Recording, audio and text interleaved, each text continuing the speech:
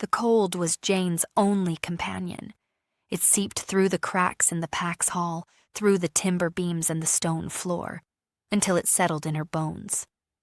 She had long grown used to the silence that followed her, the pity that shadowed every glance, the whispers that sliced through the air like knives. To them she was broken, an omega without worth, a shadow lingering on the edge of the pack's firelight. Tonight, the hall was alive with celebration.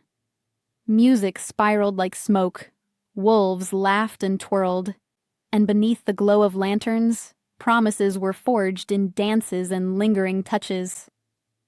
Yet Jane remained in the corner, her presence as invisible as the frost creeping along the windows. And then, the mocking began. "Dance, Omega!" One of the young warriors jeered, his smile sharp and cruel. "Show us how clumsy you are." Laughter followed, cutting through her like claws. They wanted her shame. They wanted her humiliation to feed their amusement. And for a moment, Jane nearly refused, nearly let the darkness swallow her whole. But then she felt it. His gaze. Cole, the Alpha King. He had come unannounced, his arrival shaking the hall into silence when he first entered. Stories of him were carved into the marrow of every wolf, of his strength, his victories, his dominion over lands colder and harsher than any could survive. He was winter itself, vast, unyielding, merciless. And now his eyes were upon her.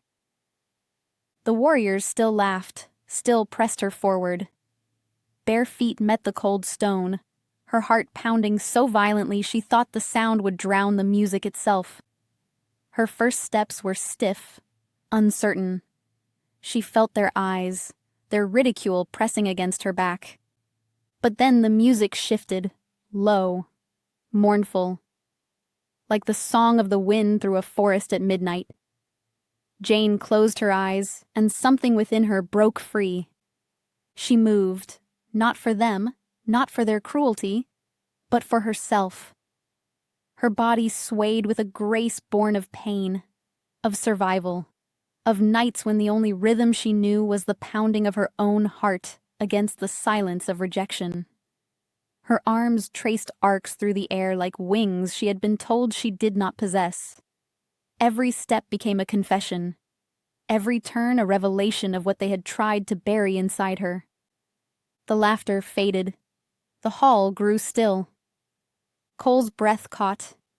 He had seen wolves bow in fear, soldiers fall at his command, kingdoms tremble beneath his strength.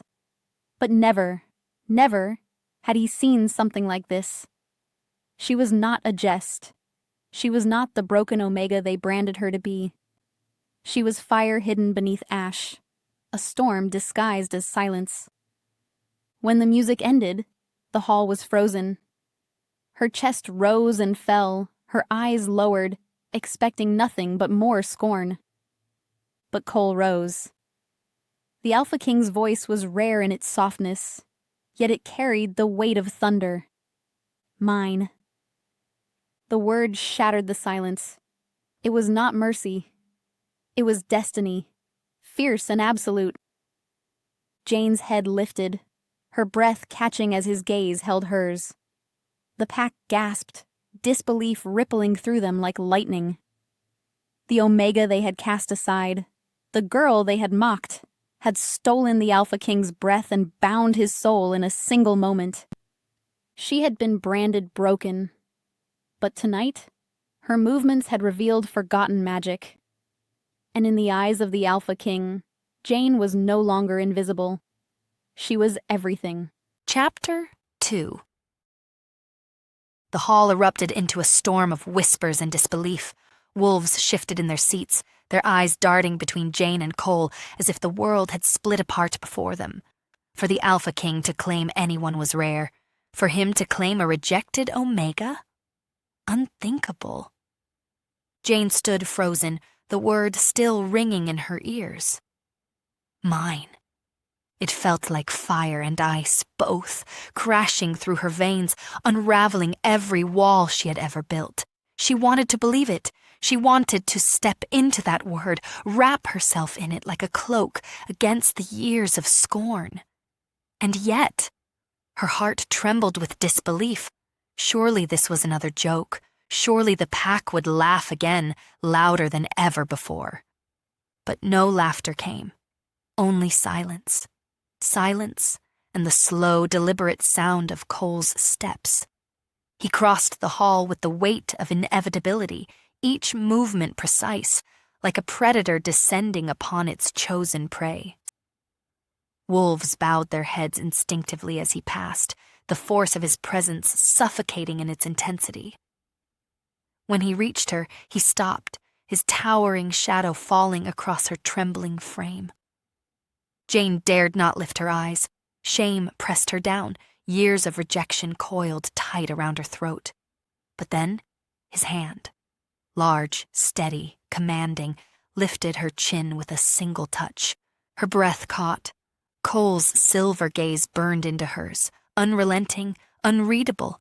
Yet beneath the cold gleam, something stirred, something ancient and raw. Recognition. "You are not broken," he said, his voice low, threaded with steel. "You are not less. The pack's cruelty does not define you." The words struck deeper than any wound. Her lips parted, but no answer came. He leaned closer, his breath brushing her ear, carrying the weight of a vow. "When I call you mate, it is not out of pity. It is truth. It is destiny." The bond flared, fierce and undeniable. Jane's knees weakened beneath the rush of it, the pull of his soul against hers. Gasps rippled through the hall, but Cole did not release her. His hand held her steady as though he alone could anchor her to the earth. The Alpha King had spoken, and nothing in her world would ever be the same. Chapter 3. The chaos came swiftly after. Wolves leapt to their feet, voices rising, their disbelief spilling into rage. "She's unworthy! She's nothing! She will shame us all!" The words pelted Jane like stones, every syllable a reminder of the years she had endured. Her head lowered, the old shame flooding back. Perhaps this was a mistake. Perhaps even the bond itself had chosen wrong. But then the room shifted. Cole's power surged through the hall, like a storm unleashed. His aura darkened, vast and merciless, silencing the crowd with a force that pressed upon their lungs and stilled their tongues. His silver gaze swept the room, each wolf bowing under its weight. "Do not speak against her again," he commanded, his voice sharp as frost. "Your judgment is filth. Your laughter is weakness. She is mine, and through her you will learn what strength truly means." The hall trembled in silence. No wolf dared meet his eye. Jane's chest heaved, her heart threatening to burst. Never, never in her life had anyone stood for her. Not when the whispers grew cruel. Not when the stares turned cold. And now here was the Alpha King, facing down an entire hall of wolves, claiming her as though she were the only soul that mattered. Her throat tightened. The shame that had bound her for so long began to crack, its chains falling silent in the presence of his voice. But beneath the awe, fear lingered. For destiny was not gentle. It was fierce, absolute, consuming. And as his hand remained upon hers, Jane wondered what it truly meant to be claimed by winter itself. Chapter 4. The hall emptied long after the music had stilled. One by one the wolves slipped away, their whispers trailing behind them like shadows. Some left in silence, their eyes wide with fear of the Alpha King's wrath. Others departed in clusters, muttering disbelief under their breath. None dared speak openly against him, not after the command that had shaken the hall like thunder.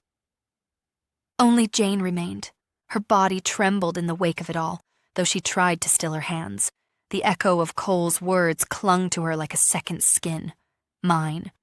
She could still feel the heat of his touch on her chin, the unyielding strength in his gaze. And yet, the shame she had carried for years did not vanish so easily. The laughter of the pack was a wound too deep to heal in a single night. She stood by the hearth, eyes lowered, as if waiting for the moment he would take it back, waiting for the cruel twist that would expose her once more as the fool. But Cole did not leave. He stood a few paces away, silent, watching her. His presence filled the hall, even in stillness. He did not pace. He did not shift. He only stood, vast and unyielding, as though his very existence was carved into the stone. Finally, his voice broke the silence. "You hide your eyes," he said, low and steady. "Why?" Her breath faltered. She had no words at first. To look at him was to risk drowning in the bond's intensity. To speak was to reveal the cracks in her soul. But he waited, and the weight of his patience pressed harder than any demand. "Because I am nothing," she whispered. The words scraped raw against her throat. "Because all my life I have been told I am less than them. Worthless. A shadow." Cole moved then, slow, deliberate steps that drew him closer until the air between them burned with tension. His shadow swallowed hers, his presence eclipsing the space around her. "Look at me." The command was quiet, but it carried the weight of an oath. With trembling defiance, Jane lifted her gaze. Silver eyes met hers, merciless and alive. For a moment, she felt hunted, every secret, every hidden wound stripped bare beneath his stare. But then, something shifted. His gaze softened, though his voice remained steel. "They branded you broken, but I see what they could not. You carry fire in your silence. You move with the weight of forgotten magic. Do not lower your eyes again, not in my presence." Her chest tightened, tears burning the corners of her eyes. No one had ever spoken to her like this. No one had ever seen her beyond the shadow. And before she could answer, his hand rose, not to touch, but to hover just beside her cheek, his fingers tracing the air as if he dared not break her fragile frame with his strength. "When I claim you," he said, his voice a vow carved in ice, "it will not be to save you. It will be because you were destined to stand beside me, not beneath, never beneath." Her lips parted, but no sound came. Her body trembled, not with fear, but with something else, something that felt like the slow unfurling of wings she had never known she possessed. The hall was silent, but the bond between them roared, fierce and unrelenting. And in that silence, Jane began to wonder if perhaps the cruelest lie she had ever believed was that she was nothing at all. Chapter 5. The night stretched on. The festival was over, yet its embers still glowed in the courtyard beyond the hall. Wolves lingered outside, their voices hushed but urgent, carrying disbelief through the air. Some questioned fate itself. Others feared what it meant for their standing, if the Alpha King truly bound himself to a cast-off Omega. Inside, the silence was heavier. Cole stood at the window, his broad frame outlined by moonlight. The silver glow carved every line of his shoulders, every shadow of his face. He was not a man easily read, and Jane could only watch him from where she sat by the fire, her body folded in on itself, her thoughts a storm. The word still clung to her. Mate. It echoed in her bones, burned against her skin, seared itself into every breath. But the weight of it was too much to bear. She had spent a lifetime being told she was less, that she was unworthy of even the smallest kindness. How could she now believe she was worthy of him, of the Alpha King, Winter himself, ruler of all? Finally he spoke, his voice deep, cutting through the silence. "You think this bond a mistake." Her head lifted sharply, her chest tightening. He turned from the window, his gaze fixed on her. His eyes were unreadable, silver and sharp, but his voice carried something more. Not accusation, not anger, but certainty. Jane swallowed, her throat dry. "How could it not be? You are everything, and I—" Her voice broke. She pressed her hands together, knuckles white. "I am nothing." Cole crossed the room in 3 strides. His shadow fell over her once more, vast and inescapable. He crouched before her, lowering himself until his eyes were level with hers. "You are not nothing," he said, each word deliberate, each syllable edged with finality. "Do you know what I saw tonight? Not a broken Omega, not the pack's outcast. I saw strength hidden in silence. I saw a fire that even cruelty could not extinguish. I saw my mate." Her breath hitched, tears stinging her eyes. He reached for her hand, lifting it carefully in his own. His touch was warm, steady, grounding her as though she had been drifting all her life and had only now found the earth. "When I called you mine," he said, his voice low, absolute, "I did not speak to soothe you. I spoke because fate left me no choice. The bond does not lie, and neither do I." Her heart pounded, torn between fear and something dangerously close to hope. Cole's thumb brushed across her knuckles, the smallest touch, yet it sent heat spiraling through her veins. "Do not mistake their rejection for truth," he whispered. "You are more than they will ever understand. And soon, they will see." Jane's tears slipped free then, quiet, unbidden. She had spent her life swallowing them, burying every wound in silence. But in that moment, with his hand steady around hers, she allowed them to fall. And for the first time, she did not feel broken. She felt seen. Chapter 6. Morning came slow, heavy with the remnants of last night's upheaval. The pack's hall was hushed, its torches burned low, its banners limp in the faint light of dawn. Yet the silence was not peace. It was the silence of unease, of wolves whispering in corners and keeping their eyes averted. Jane felt it the moment she stepped outside. Their stares clung to her like frost. Where once they had mocked openly, now their mouths were closed, their laughter stifled. But the weight of their judgment had only grown heavier, thickening the air until it was almost difficult to breathe. She wrapped her arms around herself, walking past them with her head bowed. The same whispers that had haunted her all her life rose again, only sharper now. How could it be her? An Omega chosen by the Alpha King. It's a disgrace. Each word sliced her open anew, undoing the fragile strength she had felt in the echo of his voice the night before. But then she saw him.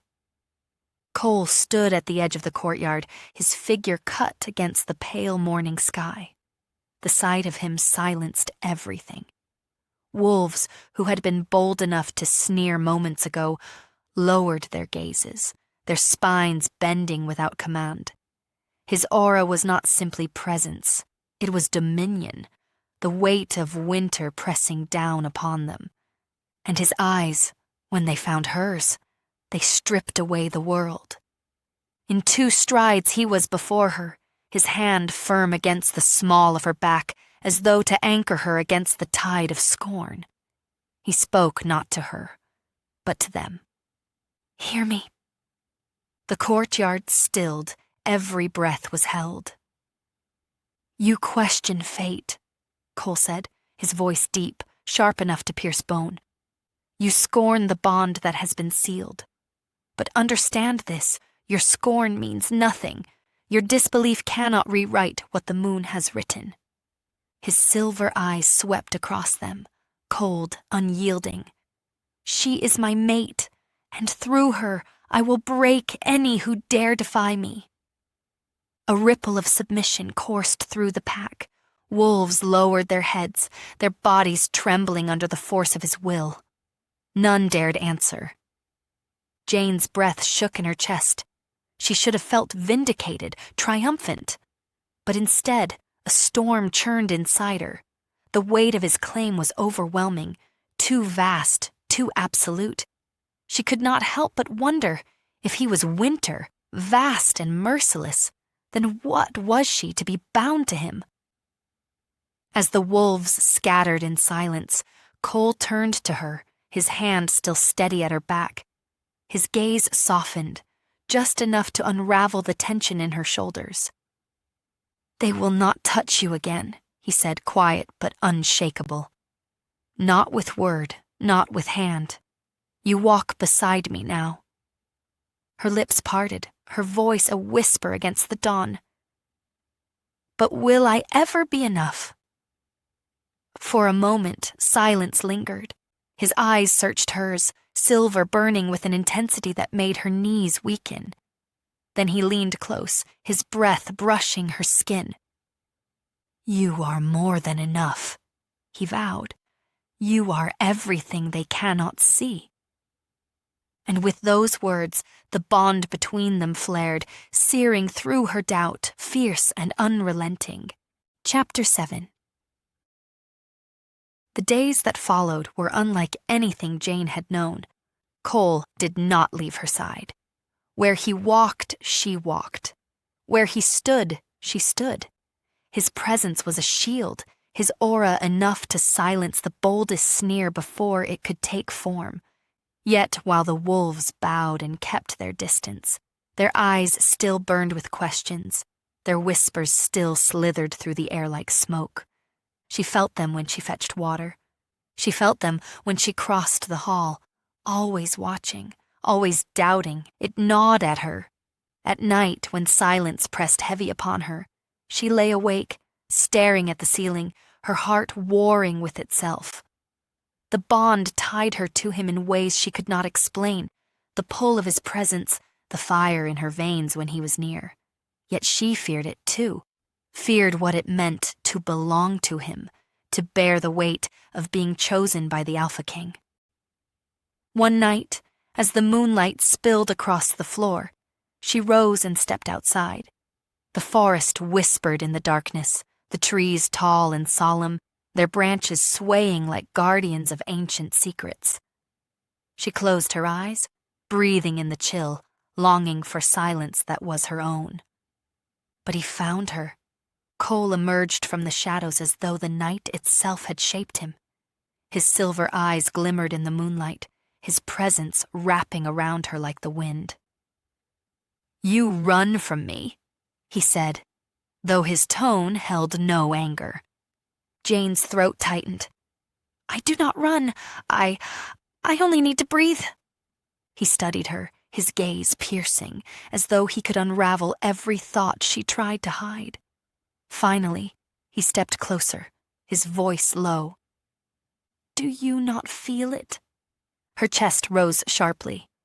"Feel what?" He lifted a hand, not to touch her, but to hover close enough that she could feel the heat of him, the pull of the bond straining between them. "This," he murmured, "the fire that binds us, the call that is louder than fear, louder than doubt. You can deny the pack, deny their cruelty, but you cannot deny this." Her heart thundered, every beat a clash of longing and terror. She wanted to deny it, to cling to the safety of her shame, for it was the only thing she had ever known. But the truth burned hotter than fear. The bond did not lie. Her voice broke as she whispered, "It frightens me." For the first time, his gaze softened completely. He reached for her then, his hand steady against her cheek, grounding her. "It frightens me too," he admitted, a rare crack in the armor of winter. "But it is ours, and we will not run from it." The world stilled, the forest hushed, and in that fragile silence, Jane leaned into his touch, the weight of rejection loosening its hold. For the first time, she began to believe that fate had not cursed her. It had chosen her. Chapter 8. The moon hung swollen above the forest, pale and watchful, as though it bore witness to the shift of destiny itself. Jane walked beside Cole through the ancient pines, her steps light, careful, though the weight in her chest was heavy. The forest was his domain, every tree bending to the silence that followed him, every shadow deepening at his command. He moved with the certainty of a king, measured, precise, unhurried. She moved like one who feared each step might shatter the fragile ground beneath her, yet still she followed. When they came upon the clearing, the air was different. The grass swayed in silver light, the earth rich with the scent of wolves that had gathered here long before she was born. She could feel the history beneath her feet, the bones of old vows buried in the soil. Cole stopped at the edge, his gaze fixed on the sky. "This place," he said quietly, "is where my bloodline swore itself to the moon. Every Alpha King has stood here, bound by oath to lead with strength that does not falter." Jane swallowed, her throat tight. "And now you bring me here." His head turned, his silver eyes finding her in the glow of the moon.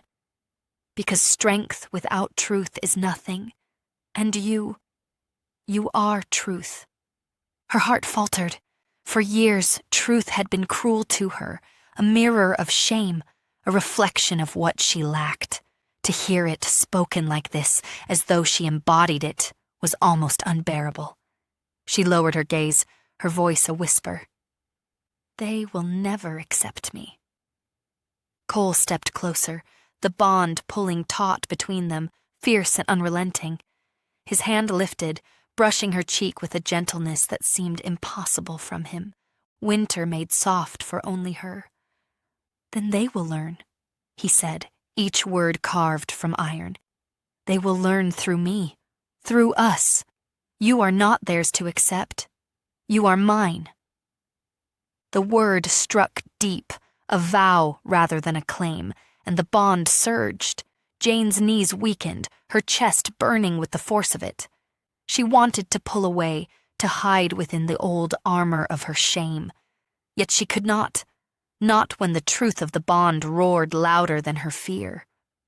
Her voice trembled. "I do not know how to be what you see." His eyes burned with unyielding light. "You do not need to know. You only need to be." The forest seemed to bow beneath his words. The air shifted, the bond wrapping around her until it felt like fire coursing through her veins. And when she looked into his eyes, vast and unyielding, she no longer saw only winter. She saw the reflection of herself, fierce, unbroken, chosen. Cole lowered his forehead to hers, their breaths mingling, the silence between them heavy with promise. "Jane," he whispered, the sound of her name like a vow sealed in eternity. "You were never nothing. You were always mine." The world stilled, the bond flared, and for the first time she believed. Chapter 9. The days that followed were laced with tension. The pack bent their heads when Cole entered, their bodies trembling under the weight of his aura. They did not dare defy him openly, yet their whispers lingered in corners, bitter and sharp, gnawing at Jane's resolve. She felt it when she passed through the market, their eyes like claws against her back. She felt it when she knelt by the stream to wash, their silence louder than any insult. And though Cole's presence shielded her from harm, she knew the scorn was waiting, coiled and patient. But in the quiet of the nights, when the torches dimmed and the world softened, something else stirred between them. Cole was not a man of many words, but his silence was not emptiness. It was watchful, steady, unyielding. Jane found herself drawn into it, learning to breathe within the gravity of his presence. And though the bond burned fierce, he did not press her. He did not force what fate had written. Instead, he waited. One night, when the fire crackled low, Jane dared to speak. Why me? Her voice was fragile, almost broken. You could have chosen anyone, the daughters of noble wolves, the warriors who would die to be at your side. Why me?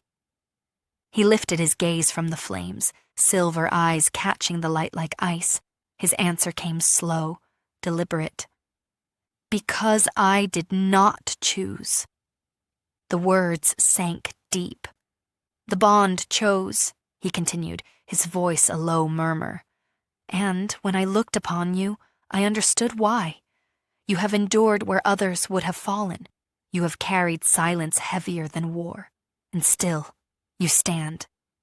That is strength no crown can command. Her breath caught. She wanted to deny it, to cling to the lies she had believed all her life. Yet the bond pulsed, fierce and insistent, each word binding itself to her soul. Tears filled her eyes, unbidden. She turned her face away, ashamed of their weakness, but his hand was there, steady against her cheek, turning her back to him. Do not hide from me, he said, his voice soft for the first time. Not you, never you. The tears spilled then, silent but unstoppable, and for once she did not fight them. Cole did not flinch, he did not look away. He simply held her gaze, winter unyielding, until the fire within her silence began to burn again. And in that fragile moment, Jane realized something she had never dared believe. The Alpha King did not see her as broken. He saw her as whole. Chapter 10. The moon rose high again, casting its pale light across the courtyard where the pack gathered. Word of the Alpha King's claim had spread beyond their walls, whispers carried through allied packs, rumors trailing into territories that had never cared to speak Jane's name.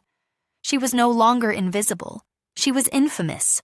Tonight, Cole had called them all to witness. The wolves stood in clusters, their eyes sharp, their voices hushed. The weight of suspicion pressed against Jane as heavily as chains. She walked at Cole's side, her head lowered, each step loud in her ears, though the stones beneath her feet made no sound. When they reached the center, he stopped. The silence that followed was absolute. Cole's voice broke it. You question fate, he said, his words slow, deliberate, carrying into every corner. You question me. The air thickened, the wolves stiffening under the force of his gaze. Then watch and understand. He turned to Jane. His hand reached for hers, steady, unyielding, and when their fingers touched, the bond surged, hot, electric, undeniable. Gasps rippled through the crowd, the force of the mate pull unmistakable even to those who had tried to deny it. Jane's breath shook. The fire raced through her veins, her body trembling beneath its ferocity. It was not gentle, not soft. It was consuming. She felt as though her very soul had been cracked open and laid bare before them all. The crowd murmured, unsettled, but Cole's voice cut through them once more. You see weakness, I see fire. You see an outcast, I see the one fate bound to me. You may scorn her, but you will bow to destiny. His aura flared, filling the courtyard with the weight of winter. Wolves bent their heads, forced into submission by the sheer gravity of him. One by one, their defiance fell silent, replaced by reluctant acknowledgement. Jane stood trembling at his side, her chest heaving. She wanted to shrink into nothing, to flee the weight of so many eyes. But then Cole's hand tightened around hers, steadying her. She looked up and found only certainty in his gaze. You are mine, he said, not loud, but enough that she heard it through the roar of her blood. Not as mercy, as truth. Her heart cracked open. For the first time, she did not flinch at the word. For the first time, she let herself believe it. Chapter 11. That night, when the crowd dispersed, Jane lingered by the fire alone. The echoes of the wolves' stares clung to her still, though none had dared speak against Cole. She sat with her knees drawn to her chest, the silence heavy, her mind restless. Cole found her there. He did not speak at first. He simply lowered himself beside her, his presence vast, unshakable. The firelight flickered across his face, throwing shadows that made him seem carved from stone. "You doubt still," he said at last. Jane swallowed hard. "I don't know how not to." His gaze remained fixed on the flames, his voice steady. "Doubt will follow you. Their whispers will not stop. Even their silence will weigh on you. But hear me, Jane. None of it matters." Her eyes burned. "It matters to me." Finally, he turned to her, his silver eyes catching hers with brutal clarity. "Then let it matter only for tonight. Tomorrow, you rise." Her breath faltered. "Rise? You will not remain their shadow," he said. "You will not shrink beneath their scorn. You are my mate, and you will stand as queen at my side." The word struck her harder than any blow. Queen.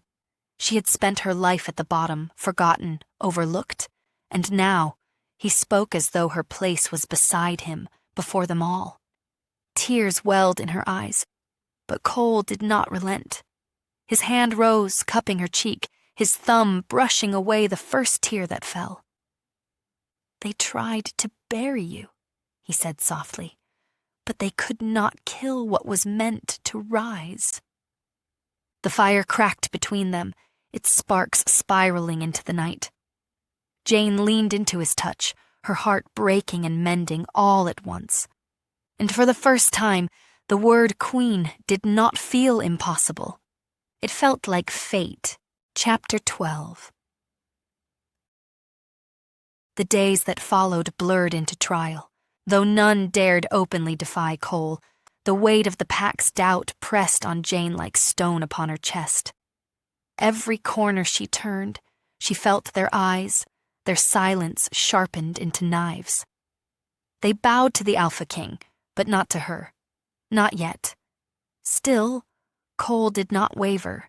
He carried her beside him as though there was no question, no doubt, no reason she should not belong.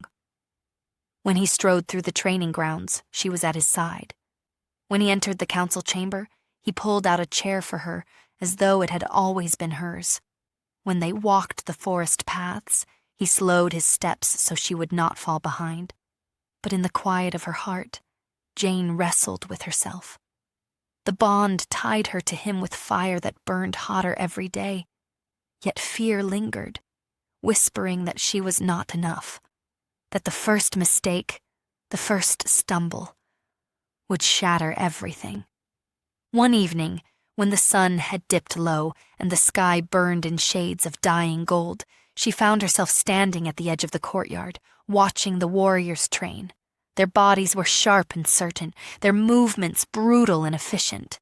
Jane felt small in their shadow, a reminder that she was no fighter, no weapon.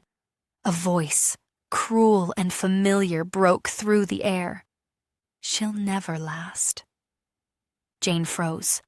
The words came from a cluster of warriors, their tones low, but deliberate enough for her to hear. "She's weak," another muttered. "The king may claim her, but fate must have erred. A queen should not cower." Their laughter was quiet, mocking, a wound dressed as amusement. Jane's throat tightened, shame rising like a tide. She turned to flee, but the courtyard stilled before she could. Cole was there. He had moved without sound, his presence striking like a storm.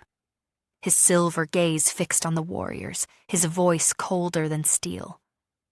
"Speak again." The silence that followed was suffocating. The warriors bowed instantly, trembling under the weight of his aura. None dared answer. Cole stepped forward, his power pressing heavy upon them, until even the strongest of them could not meet his gaze. "Your tongues are sharp," he said, his voice a low growl. "But your strength is nothing if it dares strike against my mate. She will not be measured by your eyes, nor broken by your scorn. If she stumbles, she will rise, and you will kneel." The courtyard was silent, but for the sound of Jane's breath, ragged and uneven. The warriors bowed lower, shame burning their faces, until Cole dismissed them with a single glance. When they had scattered, he turned to Jane. His hand rose, steady against her cheek, his voice soft, though still threaded with iron. "Do not let their weakness become your burden. They will see you as I see you, and if they do not, then they are not worthy of their place." Her chest trembled.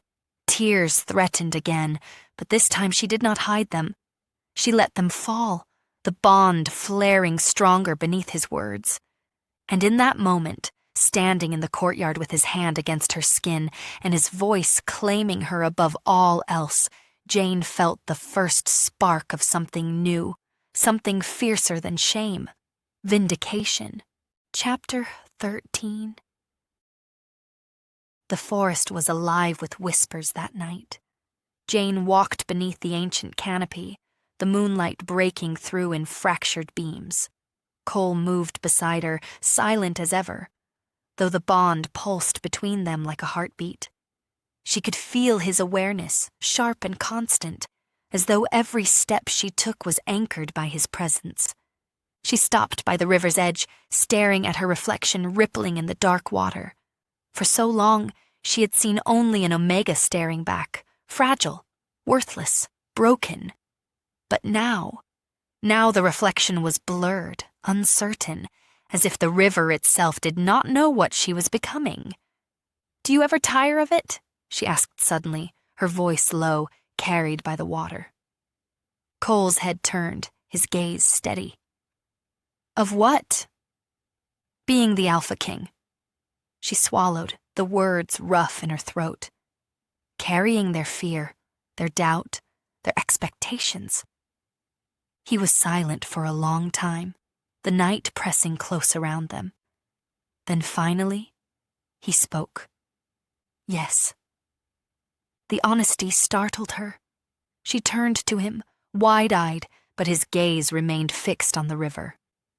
"Yes," he repeated, his voice low, edged with the weight of confession. "There are nights when I would trade it all. The crown, the power, the endless demands, but the bond does not allow escape. It binds me to more than myself, to the land, to the wolves, to them." He paused, then turned to her fully, his silver eyes catching hers with piercing clarity. "And now, to you." Her breath caught, the bond surged, fierce and undeniable, her knees weakening beneath its force. "Jane," he said, stepping closer, his voice softer now, "do not mistake this life as a burden that chains only me. It will chain you as well. You will bear their whispers, their scorn, their doubt, but you will not bear it alone." Her chest trembled. His words were no comfort, not in the way most would give comfort. They were not soft, not sweet. They were truth, stripped raw. And yet, the truth steadied her more than lies ever could. Cole reached for her hand, his grip firm, grounding. "Do you understand?" Jane lifted her gaze, her heart pounding. She saw no mercy in his eyes, only destiny, fierce, absolute. And with a trembling breath she nodded. "Yes." The river whispered, the forest stilled, and the bond flared, wrapping them both in fire and frost. And in that moment, Jane understood. She was no longer the Omega forgotten in shadows. She was the mate of winter. Chapter 14. Whispers spread like wildfire. Not of her bond, not of Cole's unshakable claim, but of the way she had moved that night, when the pack had mocked her into humiliation and instead watched her rise. The Omega who danced. The words slithered through the halls, half in awe, half in scorn. Some called it sorcery, others mocked it as foolishness, but none could deny the truth of what they had seen. A girl branded worthless had moved like fire itself, and the Alpha King had seen it. Jane tried to shrink from the memory, but she could not escape it. Each night, as she lay awake beneath the weight of her doubts, the music returned to her. The low, haunting melody, the way her body had answered it, not with fear, but with something deeper, something she could not name. Cole noticed. He always noticed. One evening, he found her in the courtyard, the moon high above, and silence draped heavy over the stones. Her bare feet traced the ground, almost unconsciously, as though the night itself called her to move. She did not know he was watching until his voice broke the stillness. "Again," he said, low, steady. "You dance again." Jane startled, her breath catching, shame flooding her cheeks. She stepped back quickly, as though her movements had been a crime. It was nothing." Cole's eyes, silver and sharp, did not waver. He stepped forward, his presence filling the courtyard. "Do not call it nothing," he said. "The pack mocked you. They expected failure. Instead, you gave them truth so raw it silenced them. Do you think I would have spoken mine if it were nothing?" Her heart trembled. She shook her head, voice breaking. "It was just movement, a way to survive when I was alone." Cole's gaze softened, though his words held their weight. "Survival becomes art when it refuses to break. What you carry is not shame, Jane. It is power." She stared at him, breathless, the old chains of humiliation rattling inside her chest. All her life, the pack had reduced her to silence. But here he was, naming her dance as strength, as fire, and for the first time she dared to believe him. Chapter 15. The next festival came sooner than she expected. The hall was alive again with lantern light, music, and laughter. But where once Jane would have hidden in the corner, tonight she was brought to the center by no command of cruelty, but by Cole's unyielding will. "Dance," he told her, not as a jeer, not as a weapon against her, but as a vow. His voice carried not command but certainty, a steady assurance that this was hers. The crowd bristled. Whispers rose, some scoffed, waiting for her to stumble and prove them right. Others watched in tense silence, the memory of the first dance still burning in their minds. Jane's pulse thundered. Her body trembled with the weight of their eyes. She wanted to flee, to disappear into the shadows as she always had. But then she looked at him. Cole's gaze held hers, steady, fierce, unyielding, winter itself, waiting for her fire. And so she moved. The music began soft, the steady beat of drums rolling through the hall. Jane closed her eyes and let the rhythm find her. Her feet touched the stone like whispers, her body flowing with a grace no one could have taught her. The jeers of her past fell away. The whispers of pity vanished. There was only the music, the fire in her veins, and the pull of something larger than herself. She spun, arms rising like wings, her hair catching the lantern glow like strands of flame. She bent, rose, turned, the movements not rehearsed, but born of the ache and longing that had shaped her life. Each step was confession, each turn a truth she had never been allowed to speak. The hall stilled. No laughter, no whispers, only silence. Cole's chest rose, sharp and heavy, his eyes locked on her with a hunger that was not merely desire, but recognition. She was not just his mate. She was fate made flesh, the storm to meet his winter. When the music ended, Jane stood trembling, her breath ragged, her body alight. The silence shattered. Cheers erupted, wild and unrestrained, voices rising in awe. The same pack that had once mocked her now roared her name, but Jane heard none of it. Her gaze found only him. Cole stepped forward, his voice cutting through the noise like steel. "You see her now," he declared, his eyes sweeping across them all. "Not broken, not weak. She is fire. She is queen." The wolves bowed one by one, unable to resist the weight of his truth. And for the first time, Jane did not feel the burn of their stares. She felt the power in her own.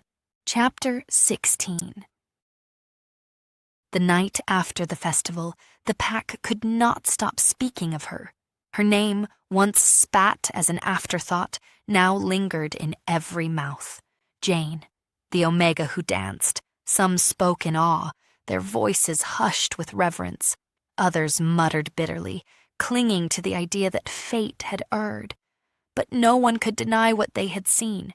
She had moved like fire itself, and the Alpha King had bowed not with his body, but with his breath, caught and stolen by her presence. Jane lingered alone in her chamber, her body still humming with the memory. She had never meant to move like that, never thought of herself as anything more than a shadow trying not to be seen. And yet, when the music filled her, when Cole's eyes had locked onto hers, something older, something greater, had awakened. She stood before the window, the moonlight painting her in silver. Her reflection in the glass was unrecognizable. Not the broken girl, not the outcast. Something else, someone else. The door opened without sound. Cole's presence filled the room before he spoke. He moved to her side, his shadow spilling into hers, his gaze steady as ever. "You doubt yourself again." His voice was not accusation. It was truth. Jane's breath trembled. "I don't know what they saw. I don't even know what I was." Cole turned fully, his silver eyes capturing her like the first frost that seals the earth. "You were yourself. That is what they saw. That is what silenced them." She shook her head, tears threatening. "I was told my whole life that I was nothing, that I was shamed to be hidden, that even the way I walked, the way I breathed was a mistake." His jaw tightened. He stepped closer until the air between them burned with the mate bond. His hand rose, cupping her face with a steadiness that undid her trembling. "They were blind," he said, his voice deep and unrelenting. "You carry in your body what they could not understand. When you dance, you do not merely move. You speak the truths they tried to bury. You are not their mistake, Jane. You are their reckoning." The words struck through her like lightning. She closed her eyes, pressing into his hand, tears slipping free at last. Cole leaned closer, his forehead resting against hers. His breath was slow, his voice a vow carved into the air. "When the moon chose you, it was not mercy, it was not chance, it was destiny. And when you dance, the world remembers." Her tears fell, silent and unrestrained, and for the first time in her life, she did not weep for shame. She wept for the fire that had always lived within her, hidden, waiting to be seen. Chapter 17. In the days that followed, whispers grew into stories. The wolves began to speak of her dancing, as though it were something more than beauty. They spoke of it in reverence, as if it were an echo of magic older than the pack itself. Some swore the moonlight had brightened when she moved, that the shadows had bent to her rhythm. Others claimed they had felt the bond's fire not only between her and Cole, but through the entire hall, pressing against their lungs, forcing them to silence. It frightened some, it inspired others. For Jane, it unsettled. She had never sought power, never asked for eyes to be upon her, and yet, now, she could not escape them. Wherever she went, the pack watched her, no longer with open scorn, but with wary fascination. She was no longer invisible. She was no longer safe in the shadows. One evening, as the sun bled into the horizon, Cole called her to the council hall. The elders gathered, their faces taut with unease. They bowed to him, but their eyes lingered on her, sharp with questions unspoken. "She carries something," one of them said at last, his voice gravel and hesitation. "The girl moves like prophecy." Jane froze, her breath caught, her heart stumbling in her chest. "Prophecy?" Another elder leaned forward, her eyes narrowed. "It is dangerous. The pack was silenced, yes, but was it awe or fear?" The words pierced Jane's fragile strength. She lowered her head, shame threatening to drown her again. But then Cole spoke, his voice cutting through the chamber like a blade. "Fear is not weakness when it bends to truth," he said. "And awe is not danger when it is deserved. She is my mate, she is your queen, and if you see prophecy in her, then it is only because the moon has chosen to remind you of what you have forgotten." The hall stilled, the weight of his command pressing down on them until none dared speak. Jane lifted her gaze slowly, her eyes finding his.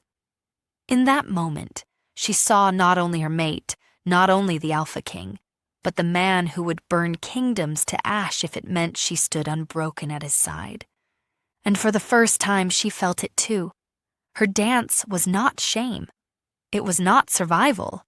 It was her voice. And it had already begun to change everything. Chapter 18.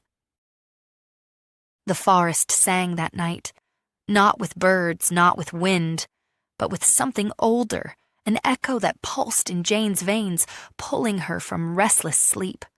She rose quietly, slipping from her chamber, the moon guiding her steps as though it had been waiting for her. Barefoot, she found herself in the clearing where the earth felt alive, where her first defiant dance had shaken the hall into silence. She stood there alone, the grass cool against her skin, the night vast around her. And she moved. No music guided her this time, only the rhythm in her blood, the bond that burned brighter with every breath. Her body bent and rose, her arms cutting the air, her feet tracing patterns older than memory. Each movement pulled at the sky, as if her body remembered something her mind had never been told. She did not hear him arrive. Cole stood at the edge of the clearing, silent as shadow, his gaze fixed on her. The moonlight cloaked her, her hair a halo of fire, her movements raw, unyielding, as though she danced with the moon itself. For a long time, he did not breathe. He only watched. When she stilled, trembling in the silence, his voice finally came, deep and low, carrying like the wind. "You are not simply dancing." Jane startled, spinning toward him, her cheeks flushed, her chest heaving. I didn't know you were." He crossed the clearing in slow, certain steps. "What you do is not for them, not for me. It is the language of the bond itself." Her lips parted, confusion and awe tangled in her breath. The bond? Cole stopped before her, his silver eyes burning with a light that seemed older than time. "The moon does not make mistakes. When you move, you awaken what was forgotten. You are not only my mate, Jane.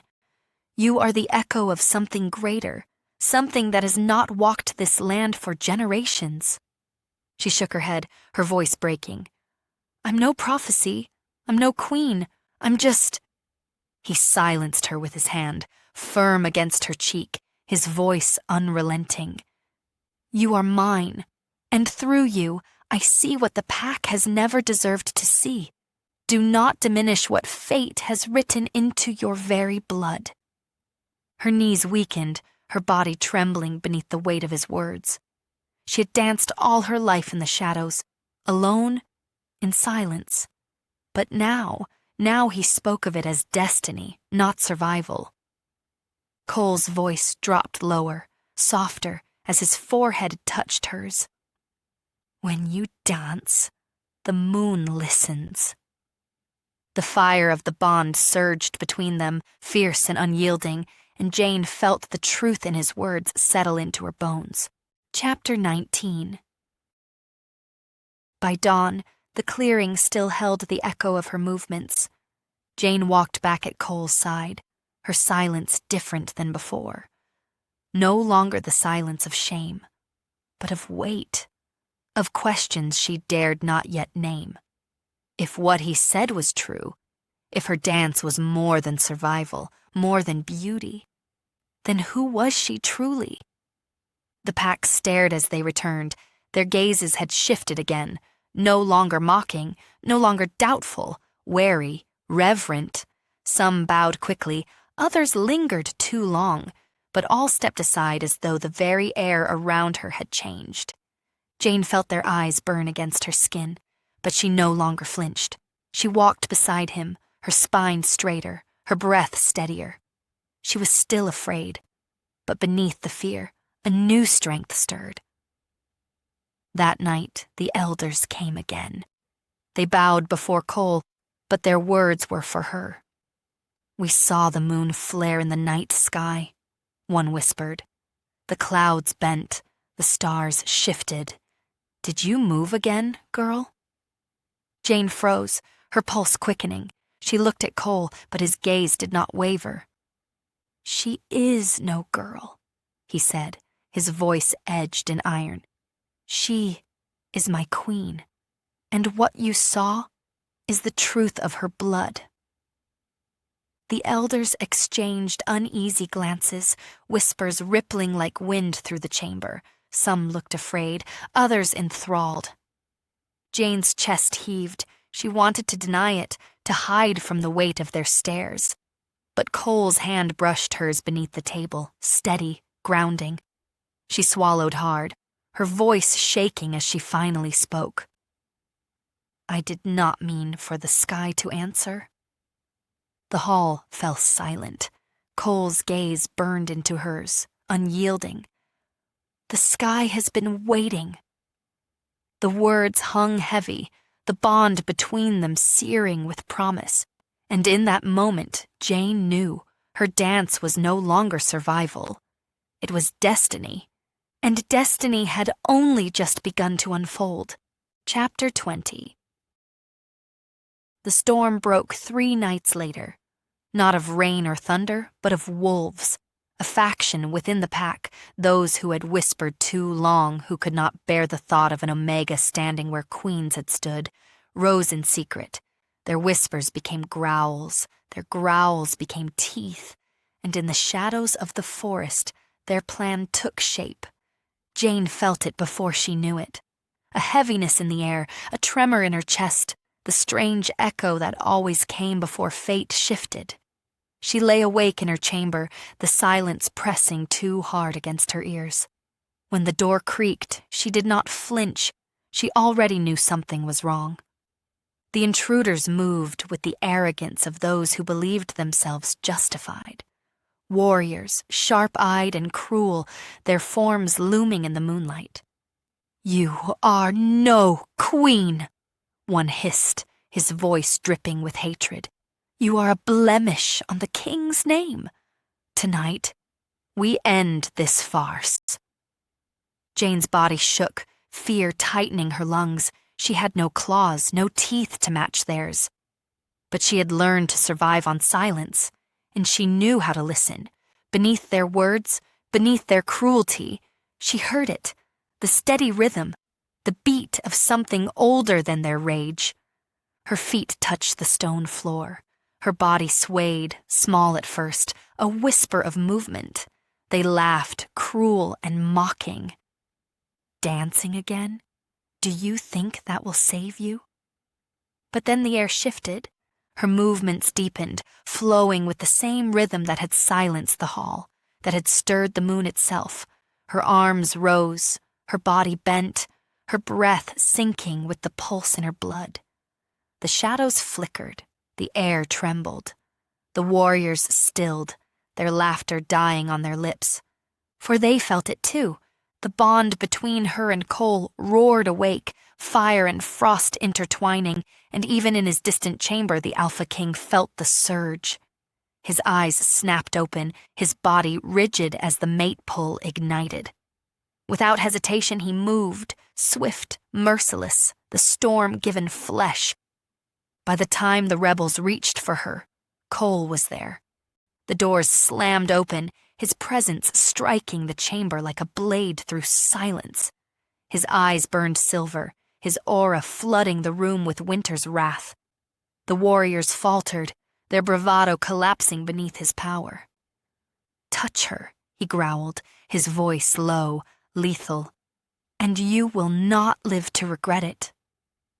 The intruders froze, trembling under the weight of his command. Some dropped their weapons, others fell to their knees, unable to withstand the crushing force of his will. Cole moved to Jane, his hand steady against her arm, grounding her trembling body. His gaze cut across the rebels, his voice cold as frost. "You think her weakness shames me?"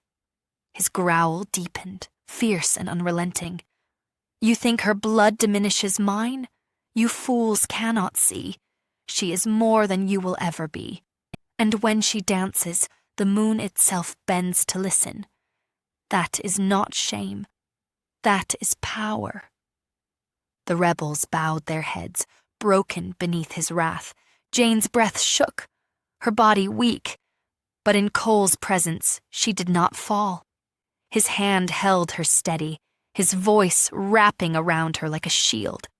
And for the first time, she saw it not as his claim, but as their bond. Fierce, unyielding, absolute. Chapter 21. The punishment was swift. Those who had risen against her were stripped of rank, cast into exile, their names erased from the pack's tongue. None questioned Cole's decree. His fury had been too great, his protection of her too absolute. The lesson was carved into the hearts of every wolf who remained. The Omega they had mocked was untouchable, chosen not only by the Alpha King, but by fate itself. Yet for Jane, the night lingered in her bones. She sat by the fire after it was over, her hands trembling, the weight of what had almost been pressing heavy against her chest. She had never been closer to death, and yet it was her dance that had saved her. The movements born of shame had become her shield, her call to destiny. Cole sat beside her, silent as ever. Though his presence was steady, grounding, for a long time neither spoke. The fire crackled, the night whispered, the bond hummed between them. At last Jane found her voice. "You came before they touched me." His eyes turned to hers, silver sharp and endless. "I felt you call me." Her breath caught. "I wasn't." She stopped, swallowed hard. "I wasn't calling." "You were," he said simply. "When you dance, you do not move alone. You summon me. You summon the bond itself. That is why I will always come." Tears stung her eyes, but she did not look away. His words were not mercy. They were vow carved into eternity. Cole leaned closer, his voice low, steady, a whisper meant only for her. "They branded you broken, but I see the truth. You were born to rise, and I will burn the world before I let them chain you again." Her tears slipped free, but this time she did not hide them, for she understood at last that her dance was not weakness. It was the fire they had feared, the truth they had tried to bury. And with Cole at her side, that fire would never be silenced again. Chapter 22. The pack changed, not all at once, and not cleanly. It shifted like ice breaking on a river, first a groan, then a crack, then a slow, inevitable give. Where there had been open mockery, there was watchfulness. Where there had been laughter, there was hush. Wolves lowered their eyes when Jane passed, not only because Cole's shadow fell long behind her, but because they had begun to feel the edge of something older, something that would not be undone by disbelief. Jane felt the change most in the places where she had once learned to move softly. The corridor, where whispers used to braid behind her like smoke, now carried silence that did not sting. The doorway of the hall, the hearth, the stone where she had first stood barefoot with the world against her, these no longer swallowed her. They bore her up. Yet there remained a knot that no gaze, no decree could loosen. The elders' doubt. They did not dare scorn her again, but the question lived in their eyes like wintering crows. An Omega as queen? An orphan of silence set beside the Alpha King? They brought their unease to Cole, with old ritual wrapped around it like lace. If she is your mate, they said, let the moon answer. Hold the right of echoes. Jane had never heard of it. A test, they explained, older than iron and oath. Queens who came from beyond the anointed lines were brought to the clearing of oaths to face the three silences: birth, exile, bond.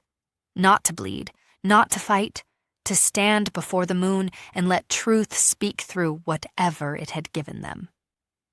Cole's jaw set like stone. He would have dismissed them with a glance, would have shattered tradition with a word. But Jane touched his hand, small warmth against winter, and shook her head. Let it be, she whispered. I do not hide from the truth that chose me.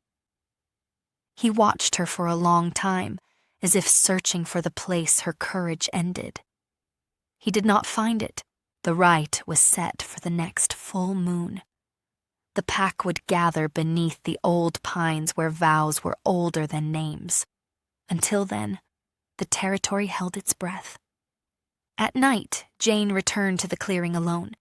She did not rehearse steps. There were none to learn.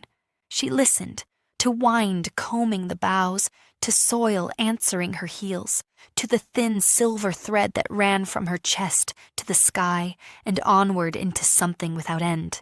Cole found her there more than once, and though his presence filled the dark, he did not break the quiet. Sometimes his hand only brushed her shoulder, as if to say, I am here. Sometimes he said nothing at all, and the silence between them was its own sacred thing. She had been branded broken, but in the hush before the moon, she felt the first life of forgotten magic wake. Chapter 23. The night of the rite arrived with an unclouded sky. Frost silvered the needles, and breath hung in the air like ghosts of old prayers. The pack gathered in a wide circle, their eyes bright, their backs straight. Elders stood at the north point, where the land lifted. Cole stood at Jane's left, vast and unyielding, winter wrapped in a man's shape.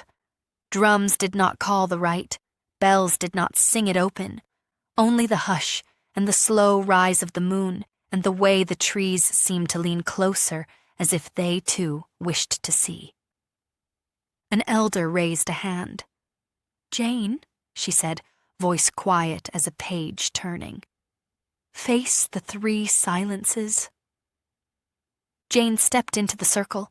The earth was cold beneath her feet, but the cold was no longer a thief. It was a memory that had kept her alive. She closed her eyes, the silence of birth. She let herself remember it all, the nameless cradle of hunger, the hands that did not lift, the rooms where pity pooled like stale water. The first time she learned that quiet could be armor. Shame rose up like a tide to choke her, and she did not run from it. She moved through it, a bend of spine, the curl of hands, the small, stubborn sway of a child who had no song, but would not stop listening for one. The air wavered. Somewhere, a wolf drew a sharp breath. The silence of exile. She opened her eyes to the faces that had called her less. Their features blurred to the edges of the wood, and she let the years speak through her ankles and wrists. Nights of being no one, days of being overlooked, the long hours where the only rhythm was her pulse arguing with a world that would not hear her. She turned, slow as a star, and the hush shifted with her. A wind rose, no gust, just a steady river of cold that combed the hair of every wolf and set the lantern flames to stillness. The silence of bond. She lifted her head and found Cole. For a heartbeat, the world was only his gaze, silver winter, vast and unyielding, and the thread between them pulled taut. She did not step to him. She stepped to the space toward him, and the space itself seemed to answer. Her body spoke the words she had kept wrapped in bruised places. Mine, not as mercy, as destiny, fierce and absolute. The ground thrummed underfoot. The moon brightened until shadows thinned to lace. Then, something broke. Not in her. In the boundary between what was wolf and what was more. The change came like snowmelt through riverbeds, quiet, sudden, complete. One breath, she was a girl with fire behind her ribs. The next, her bones remapped themselves to what they had always been meant to hold. It did not hurt. It unfurled. Wolves cried out, not in fear, but awe. As a silver-white she-wolf stood where Jane had been, her coat catching moonlight like frost on early grass, her eyes ember-lit, as if a hidden hearth burned behind them. She did not roar. She did not bare teeth. She stepped forward and lowered her head, not to submit, but to promise. Cole changed without tearing the air, his body answering hers as twilight answers dawn. The Alpha King, winter given a shape, stood beside the silver-white wolf and touched his muzzle to her brow. The circle bowed as one, knees in earth, foreheads lowered. No elder spoke. None dared. The rite did not end with a proclamation. It ended with the pack listening to the night and hearing, for the first time, their queen's silence speak. Chapter 24. The crowning was not made of gold. It was made of vows. By torchlight in the great hall, wolves gathered until warmth pressed the cold to the margins. Cole stood at the dais, his presence a command so complete that words felt superfluous. Jane stood beside him, the echo of the shift still alive in her bones. She felt taller, not in height, but in truth. No priestess spoke, no herald announced. Cole lifted Jane's hand and raised it for the pack to see. The hall fell into a reverent hush, the kind that belongs to the start of a storm and the end of a drought.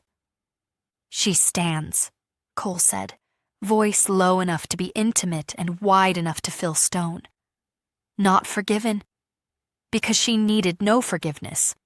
Not permitted, because she needed no permission. She stands because fate set her beside me. Look well, remember. He turned to Jane, and the world narrowed to the breath between them. He touched 2 fingers to the hollow at her throat, and heat rushed like sunrise. The mark of the bond bloomed there, not bruise dark, not scar, light beneath skin, as if the moon had pressed a thumbprint over her heart. "Mine," he said, not for the hall, but for the marrow of her. Her answer came without struggle. "Yours," she breathed, then lifted her chin and let her voice carry. "And you, mine." A murmur rippled, a soft thunder of hearts changing beat. The elders bowed first, the warriors followed, even the ones who had once hissed their contempt lowered their heads until humility touched the floor. A few tears were not hidden.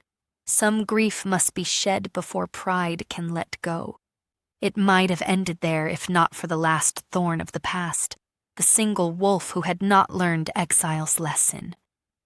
Bitterness makes a man brave in stupid ways. He rose, blade hidden in sleeve, a mouth set for blasphemy. Jane did not flinch. She did not call guards. She moved.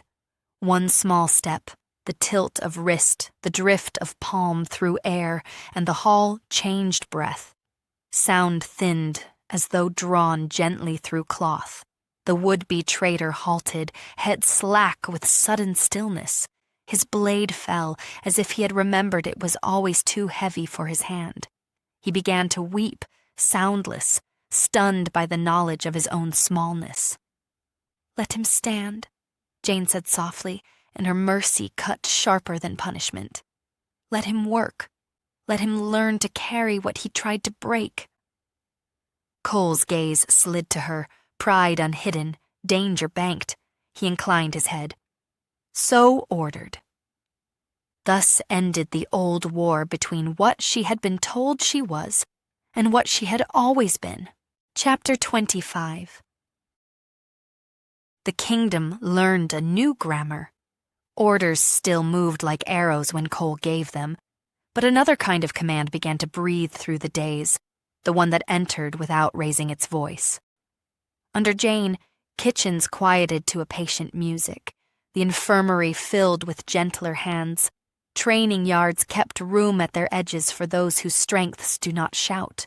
She opened the hall on first mornings to any pup who wished to learn the discipline of stillness. Not dance, for she would not let them put a name on what the moon had given her, but listening. Bare feet, closed eyes, the practice of becoming large inside while remaining small outside. Omegas came first, of course. Then 2 shy alphas who were tired of the weight their rank had placed on their throats. After a week, even the sharpest-tongued warrior learned to stand without clatter. Jane returned to every place that had once cut her and did not erase it. She placed a palm to the stone where she had been told to make a fool of herself and whispered, "Thank you," for the way it had held her feet. She stood at the corner where laughter had followed her like a leash and did not fill it with noise. Silence had carried her. She would not betray it now. Sometimes, at evening, she and Cole walked the boundary lines with no escort. He did not need guards. Winter is an army that brings its own discipline. They spoke rarely. When they did, it was with the ease of water finding its level. "You do not hide your scars," Cole said once, when a streak of old hurt caught the lantern light on her wrist. "They taught me the map," she answered. "How else would I have found home?" He looked at her then, not as king, not as mate, but as a man who had finally been given the thing he had not known how to want. His hand found the nape of her neck, brief, steady, sanctifying nothing and everything. The pack began to tell different stories around their fires, about a girl who had been a shadow and learned how to carry a sunrise inside her sternum, about a queen whose first weapon was stillness, about an alpha king who had always been winter, and the fire he would spend the rest of his life learning to hold without melting it. Chapter 26. The last snow of the season fell soft as ash. Dawn came pale and clean. On the ridge above the old clearing, Jane stood with the wind in her hair and the ache of a good life warm in her chest. Below, the forest breathed the slow contentment of a land no longer bracing for cruelty. The cold came to her as it always had, but it did not enter as an enemy. It touched her cheek like an old companion who had waited long years for her to look back and understand. Footsteps, quiet only because the earth made way for him. Cole stopped at her side, and the world drew a little nearer to listen. "For a long time," she said, voice barely more than mist, "I believed the cold was all I would ever know." He did not argue. He did not soothe. He stood like a mountain stands and let truth be truth. "And now?" he asked at last. She turned to him, and the silver in his eyes was the same as the sky's edge. She thought of the hall and the stone floor and the first command offered as a joke. She thought of pity smiles, of whispers like knives, Of the night the moon brightened, and her bones remembered their other shape.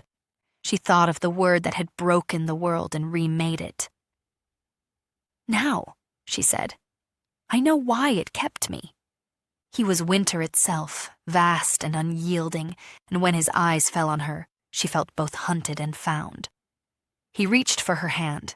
The mark at her throat warmed, the bond singing that low, steady note that had always been more lighthouse than chain. "They had branded me broken," she said, no bitterness in it, only a record. But in the silence I carried, there was more than survival. "Magic," Cole said, and the word did not feel like a story. It felt like a fact. She faced the forest, their wolves, their lives, their vow. "When you called me mate, the word was not mercy," she said, letting the wind have it, letting the sky keep it. It was destiny, fierce and absolute. The ridge held them the way a good hand holds water, carefully, without fear of what it shelters. Snow fell, slow and unhurried. The season would turn soon. They would go down into the days, into duty and laughter and the kind of work that never stops. There would be quarrels and small griefs, triumphs and bread broken, long nights, longer years. But here, at the edge of what had been and what would be, a rejected Omega and a Winter King stood shoulder to shoulder, and the world finally fit. Jane lifted her face to the cold. She did not bow. She did not brace. She danced one last quiet step, just the breath's width of a movement. Enough to tell the moon she had heard it, enough to tell the earth she would keep it, enough to tell the girl she had been that the story had not forgotten her. Cole's hand tightened, and somewhere below, their pack began the day. The last snow fell. The ridge held. The silence spoke. And what was written in their bones went on, steady as a heartbeat, bright as frost, warm as a fire that no longer had to hide.